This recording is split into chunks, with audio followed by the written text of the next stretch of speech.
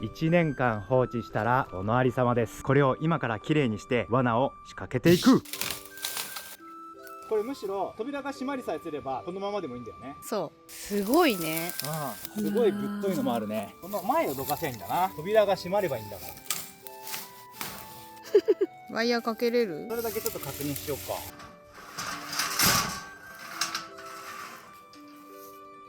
これで扉は一応セットができました。あとはイノシシがかかった時にちゃんと扉が落ちてくれるかどうかちょっとチェックしてみます。問題ないね。なんか平気そうだね。ただこいつだけちょっと太すぎてかな。はい、抜きました。OK。邪魔になるものはないですか？はいどうもチートンです。さっきの映像は猟期少し前の映像で、ようやく猟期に入ったので箱穴を仕掛けていきたいと思います。箱穴を仕掛けるとは言ってもね、ケリ糸をつけて米ぬかを巻くだけです。今米ぬかが入っているのは猟期に入ってすぐイノシシが取れるように置いておきました。もちろん猟期前だったんで扉はせずに置いておきました。少し餌が減ってますね。何かしら来たんだと思います。それではセッティングをしていきましょう。うわ、あそこ獣道すごいね。あそこからね行ったり来たりしてるんだと思います。さてそれではね、ケリ糸を仕掛けていきます。僕の動画を前から見てくれてる人はもうご存知だと思うんですけど、まずはこのトリガーにケリ糸を結びつけます。ギュギュッとな。箱穴の外側を通してちょうどいい高さでケリ糸を箱穴の中に導きます。一番下の段にしてしまうとタヌキが引っかかってしまうので、中段ぐらいにしてイノシシだけが引っかかるようにセッティングします。箱穴の反対側にもしっかりとねケリ糸を結びつけます。ケリ糸がついたらこのままでもいいんですけど、月明かりでキラキラ光らないようにマッキーで黒くしていきます。乾いちゃえばね匂いがしないんで、これで真っ黒にしていきます。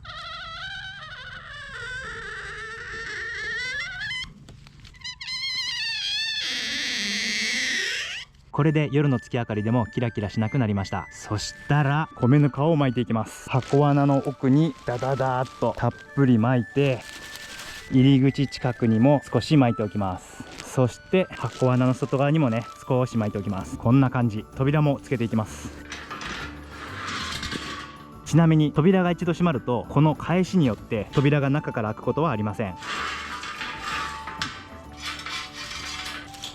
トリガーにワイヤーを引っ掛けてバーを持ち上げて固定します。よし、それではねイノシシの気持ちになってみましょう。ツンツンツンツン手前の餌を食べて、ここがなくなるとうめえもっと食いてーってなって、ここの餌を食べてどんどんどんどん奥に入ってって、ここの餌を食べている間にケリ糸に気づかず触れてしまって扉が閉まるというわけです。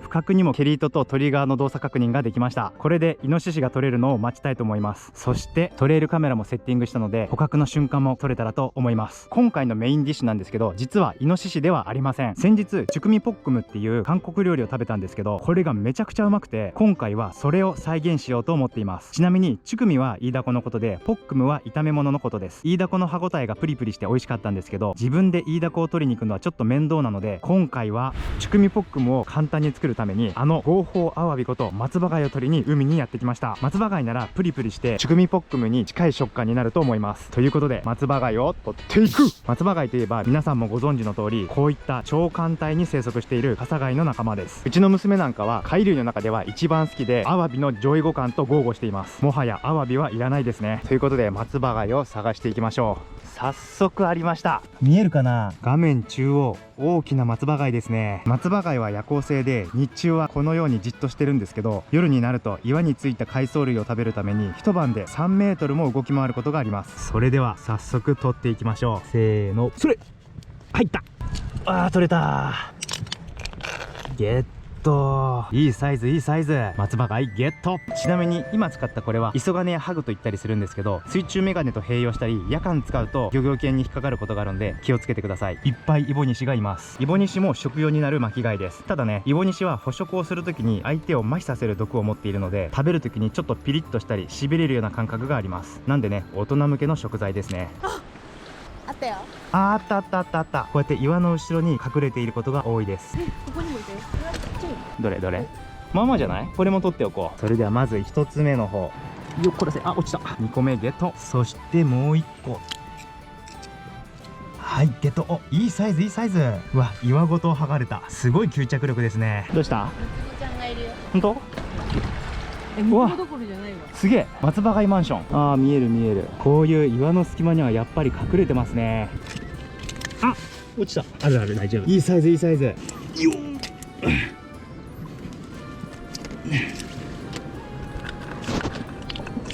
よいしょ。体勢がきつい。行くか。だいぶ浮いたぞ。あ、いったいったいった。ゲット。めっちゃ大きいじゃん。上の方にもついてんな。食べる分だけ持って帰りましょう。そうだね。松葉貝の成長はすごくゆっくりで、このサイズになるのにも5、6年はかかってると思います。7、8センチ級のサイズになると10年以上かかるとも言われています。なんでね、大量に取りすぎず食べる分だけ持って帰りましょう。小さめの松葉貝がありました。なぜかね、小さい松葉貝っていうのはこういうむき出しのところにいることが多いです。大きい松葉貝ほど岩の裏に隠れてますね。逆に言えば裏に隠れてたからこそ誰にも取られず大きくなったのかもしれないですね。お前らちゃんと隠れろよ。これ何？どれ？プリプリしてるの。あ、それか。これはね、梅干しイソギンチャクです。梅干しっていうの？そう、赤いこの様子から梅干しという名前がついています。ちなみにこれも塩茹でにして酢味噌にして食べると意外と美味しい食材でもあります。食べれるの？食べれる。プニプニ。あ、プニプニ。あれみたい。こんにゃくゼリー触ってるみたい。見て見て見て見て。おお、よく取れたね。やった。石で叩いた。やナイスゲット。ったゲット。見て見て。お、トコブシは取っちゃダメなんだけど。ああそうか、貝殻ね。貝殻です。すごい、これ松葉貝の赤ちゃんの保育園ですね。ちっちゃい。このサイズ感、まだ生まれて間もないんですかね。それでも 1、2年は経ってると思います。頑張って育てよ。ひっくり返した石はしっかりと元に戻しておきましょう。はい、ということで松葉貝12個ほど取れました。今回ね、これとこれから取れるであろうイノシシのお肉を使ってチュクミポックムならぬ松葉貝ポックムを作っていこうと思います。ということで帰宅。その頃一方箱罠ではたくさんの野生動物が訪れていました。残念ながらイノシシはまだ取れていませんが、たくさんの野生動物が来ていたのでその様子をご覧ください。まずは鹿が4頭来てますね。このサイズの鹿だとこの箱罠に入るのはちょっと難しいと思います。続いてアライグマ。アライグマも米ぬかを食べるんですね。よーく見ると米ぬかを手ですくって食べているように見えます。本当に器用な動物です。そしてタヌキ。アライグマと見間違えられることもありますが、これはタヌキです。タヌキもね、米ぬかをよく食べに来ています。タヌキやアライグマが箱罠に入っても扉が閉じないのはケリ糸をアライグマやタヌキの背中より高く仕掛けてあるからです。そしてイノシシ、めちゃくちゃいますね。今までトレイルカメラで見た中で一番たくさんのイノシシが来ています。まずは大きいイノシシが餌を食べていますね。このまま警戒心を薄めていって中まで入ってくれるといいんですが、残念ながら1週間経ってもこのイノシシたちはまだ取れていません。ということでくくり罠を仕掛けに来ました。こことここに獣道があるんですけど、ここにくくり罠を仕掛けたいと思います。ここはね、去年くくり罠でイノシシが取れた場所です。まずはこいつにくくり罠をくくりつけます。よっ、あまり長くセットをするとかかった獲物がダッシュして足がちぎれたりくくり罠が壊れて逃げたりするので、できるだけ短くセッティングをします。 OK。 そしたらくくり罠をセッティングしていきます。この辺にしようかな。足跡があるのでここにくくり罠をセッティングします。踏み板を乗せる輪っかを置いて、輪っかの真ん中はイノシシや鹿が踏み抜いてほしいので少しね掘り下げておきます。そしたら踏み板にこのバネをつけていきます。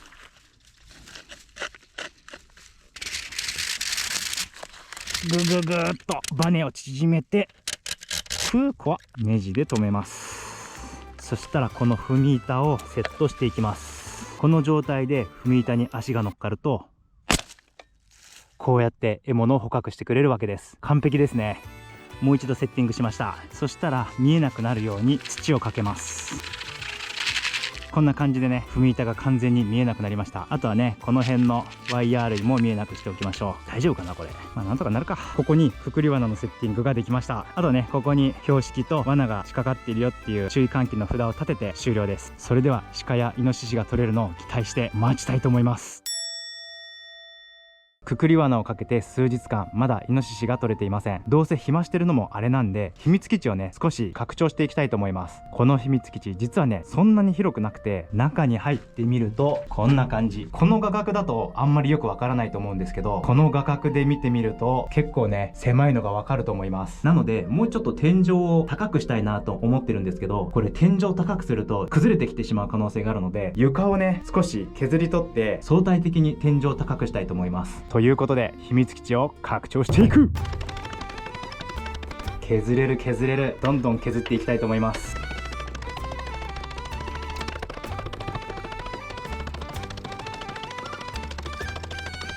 あーしんど。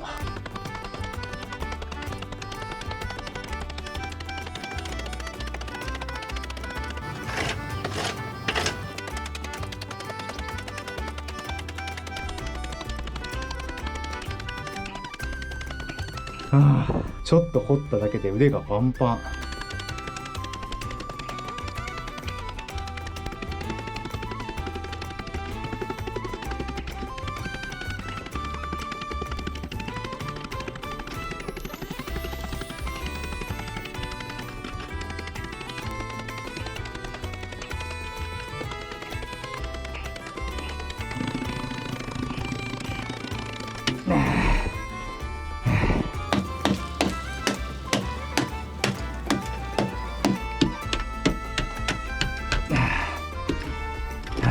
今ね、入り口との段差がだいたい垂直に5センチぐらいあります。相対的に天井が5センチ高くなったことになるので、これぐらい掘れればいいかなと思ってます。あとここですね、入り口のここの部分ちょっといらないと思ってるので、これぐらい削ってしまおうと思います。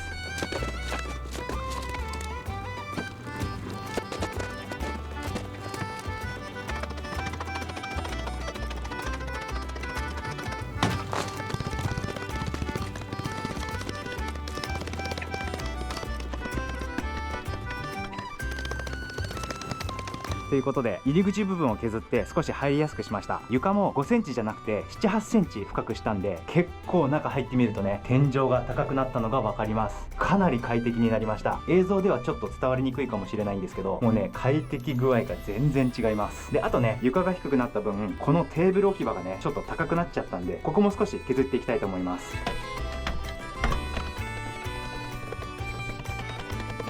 それと今更なんですけど、前まではねずっとこっちで頑張ってたんですけど、こっちで掘った方がボコッと土が外れてくるので、こっちの方が全然効率がいいですね。こうやってほらボロって取れるんでね、こっちがおすすめでした。何だったんだあの1ヶ月は。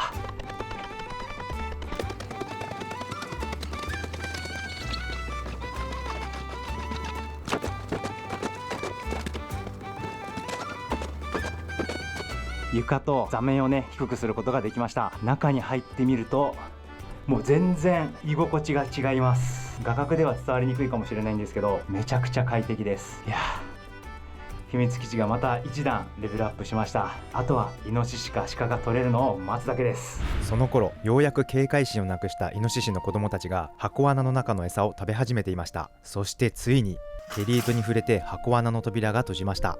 大人のイノシシに比べると慌てふためいている様子は映っていませんでした。そしてしばらくすると再び餌を食べ始めます。さらにしばらくすると他のイノシシたちも戻ってきて箱穴の周りの餌を食べ始めました。そして翌朝、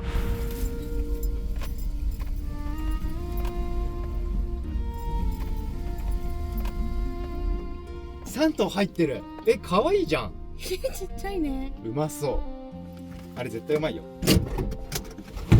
はい、ということで3頭も取れました。まだ小さいですね。おそらく今年生まれた個体じゃないかなと思います。それでは今回は生け捕りにして持ち帰ってから解体していきたいと思います。ということで捕獲していく。生け捕りにしようと思ってたんですけど、昔生け捕りをした時にイノシシが暴れてお肉が傷んでしまうことがあったので、止め刺しに変更しました。板で仕切りを作ってイノシシが暴れないようにしてから、剣ナタを棒の先につけて止め刺しをして、そのまま血抜きまで行いました。現地でもつ抜きをして農業用タンクに入れて冷却しながら持ち帰りました。一晩干してから翌日に枝肉に解体しました。そのお肉がこちら。脂が乗ってて美味しそうでしょう。っていうかね、マジで美味しかったです。もう家族でイノシシカレーとイノカツにして食べたんですけど、めちゃくちゃ美味しかったし大好評でした。若い個体は本当に美味しいですね。ということで今回はチュクミ、つまりイイダコの代わりに松葉貝を使ってチュクミポックムならぬ松葉貝ポックムを作っていこうと思います。ということで調理していく。まずはこの松葉貝を外していくために熱湯の中に入れていきます。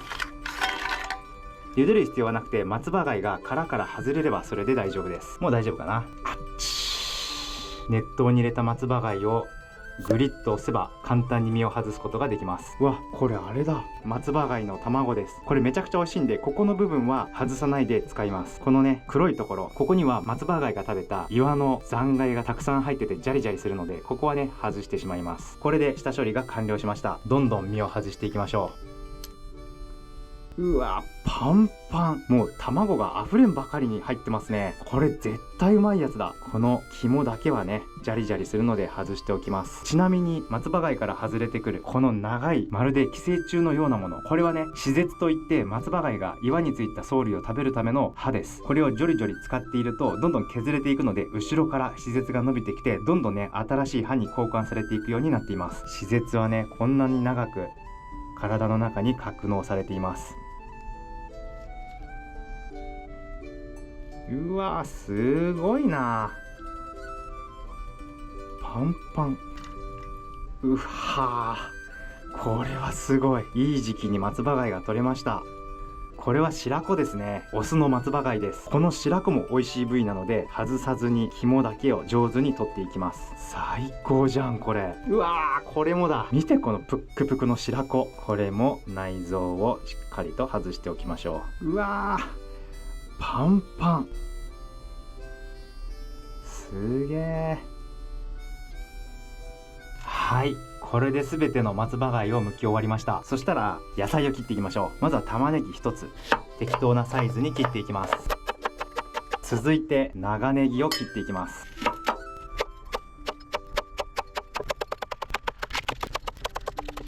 ネギも切れました。そしたらここに松葉貝を加えます。そしてここにコチュジャン 35g とみじん切りのニンニクチューブを 10g 入れます。そして醤油、酒、みりん、砂糖を加えます。分量はね、今画面上に出しておきます。そしてごま油、これはね、適量入れてください。そしたらこれをしっかり混ぜ込みます。しっかり混ざりました。もう匂いも最高だしね、めちゃくちゃうまそう。そしたら続いてイノシシの肉を切っていきましょう。うまそう。歯ごたえが残るように 7,8 ミリ程度に切っていきます。ちなみにこのお肉はイノシシのセロースの部分です。脂が乗っててジューシーで美味しいです。イノシシのお肉が切り終わりました。そしたらマルチグリルに並べていくんですけど、ちょっとね、彩りを良くするためにあれを取りに行きましょう。はい、こちら庭に生えてる西洋からし菜ですね。以前マスタードを作る動画で種がこの辺に落ちてね、そこから自然映えして今至る所に西洋からし菜が生えています。今年もね、これを使ってマスタードを作るつもりです。西洋からし菜の葉っぱゲット。そしてこちらがニラですね。ニラも少しもらっていきましょう。これはもうこう持って根っこが抜けないようにブチッとニラゲット。ただいまー。よいしょー。そしたらこのマルチグリルに今取ってきたね、西洋からし菜を敷き詰めます。ニラもね、少しちぎって散らしておきましょう。うまそう。そしたらここに松葉貝たちを盛り付けていきます。うわー、うまそう。これ絶対うまいやつ。続いて周りにね、イノシシのお肉を並べていきましょう。はい、これで松葉貝ポックムの準備が終わりました。いやー、興奮してきた。そしたらファイヤー。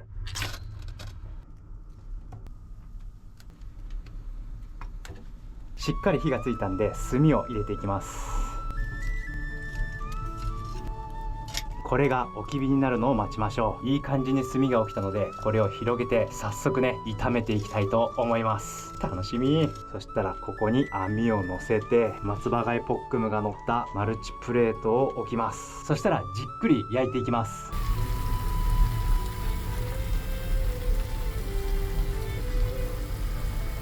うまそう。全体をしっかり混ぜていきます。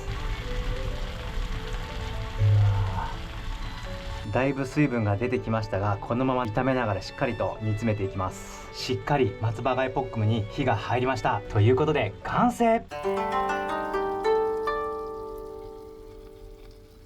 うわー、うまそう。海と大地の恵みに感謝していただきます。それではまずは松葉貝からいただきます。う